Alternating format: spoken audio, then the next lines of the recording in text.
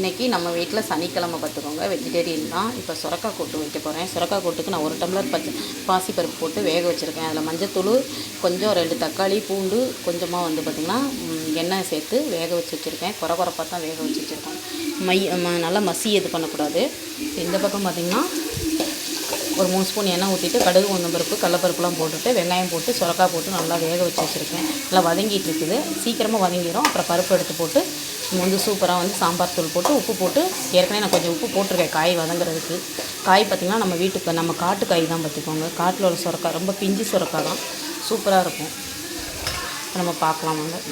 இப்போ இது வந்து நான் பீட்ரூட் சாதத்துக்கு எடுத்து வச்சுருக்கேன். என்கிட்ட வந்து திருவுறது இல்லை, அதனால் பார்த்திங்கன்னா மிக்ஸி சாரில் ஒரு ஓட்டு ஊற்றி இது பண்ணிக்கலாம். அதுக்கப்புறம் ரசத்துக்கு கரைச்சி வச்சுருக்கேன். பீட்ரூட் சாதம், ரசம், சுரக்காய் கூட்டு பார்த்துக்கோங்க. இப்போ சுரக்காயும் வெங்காயம் நல்லா வதங்கிடுச்சு. இப்போ நம்ம இந்த பாசிப்பருப்பு வெந்ததை எடுத்து போட்டுக்கலாம். நல்லா கிளறி விட்டுக்கோங்க. இந்த மாதிரி வச்சுட்டு அதுக்கப்புறம் பார்த்திங்கன்னா நல்லா வந்து நமக்கு தேவையான தண்ணி ஊற்றிட்டு முதல்ல சாம்பார் தூள் போட்டுக்கலாம். நம்ம வீட்டில் அரைச்ச சாம்பார் தூளுங்க. யாருக்காவது சாம்பார் தூள் வேணுன்னா கமெண்ட் பாக்ஸில் கமெண்ட் பண்ணுங்கள்.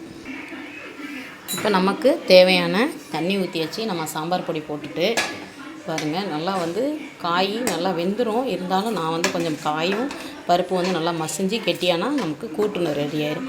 ஒரு சிலர் பார்த்திங்கன்னா பச்சை மிளகா போடுவாங்க. நான் பச்சை மிளகா போடல, சாம்பார் தூள் போட்டிருக்கேன். ரொம்ப டேஸ்ட்டாக இருக்குங்க. இது சப்பாத்திக்கெலாம் நைட்டுக்கு இருந்தாலும் சூப்பராக இருக்கும். இப்போ சுரக்காய் கூட்டு பாருங்கள், சூப்பராக ரெடி ஆயிடுச்சு.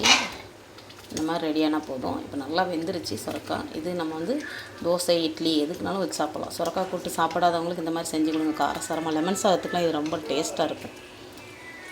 நம்ம சுரக்காய் கூட்டு இறக்கிடலாம்.